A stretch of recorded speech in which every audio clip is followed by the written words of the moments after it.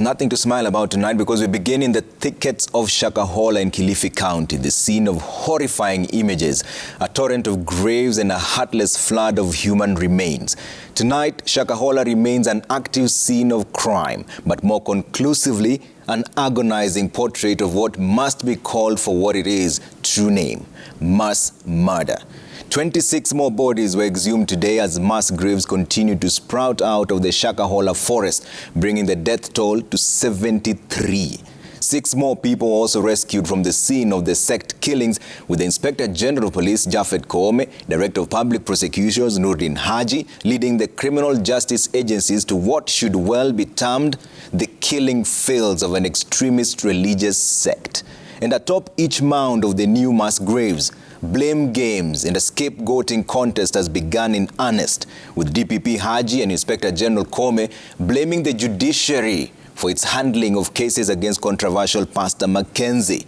Brenda Wanga begins our extensive coverage of the Shakahola mass murder.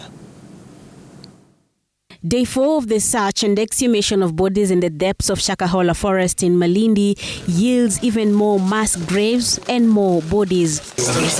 This day also saw a heavy presence of government security top brass touring the massacre scene, including the IG of police, the DPP and the DCI boss. A total of 26 bodies were recovered. And this has so far claimed several lives within Shakahola village, Kilifi County.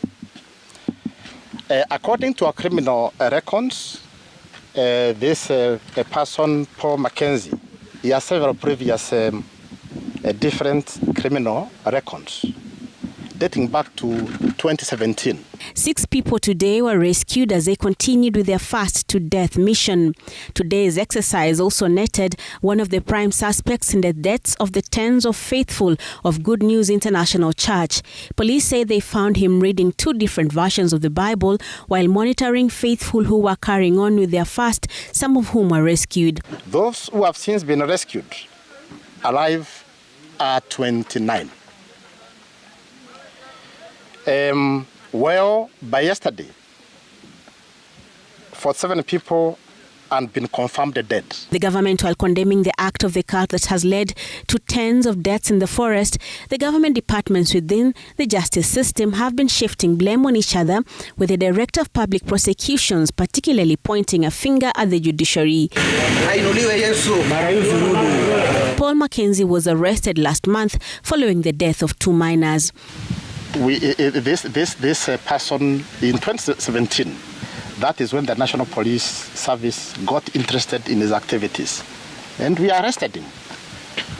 Not once, on a number of occasions, and you have presented it before the court of law. Because the individual, the other time when we went to court, was given only a 10,000 bail and came back here and continued doing what he was doing. This is completely unacceptable. The DPP says they will be looking to the courts to enable them get justice for the affected families by granting them adequate time to investigate and exhume all the bodies that lay buried in Shakahola.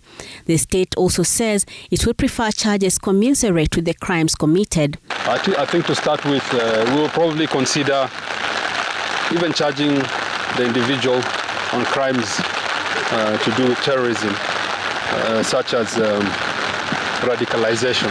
The government has at the same time cast doubts on claims that the controversial preacher owns the land on which the mass graves have been discovered, saying its ownership is a matter of active investigation. The Interior CS is expected to visit the scene of crime on Tuesday. Brenda Wanga, Citizen TV.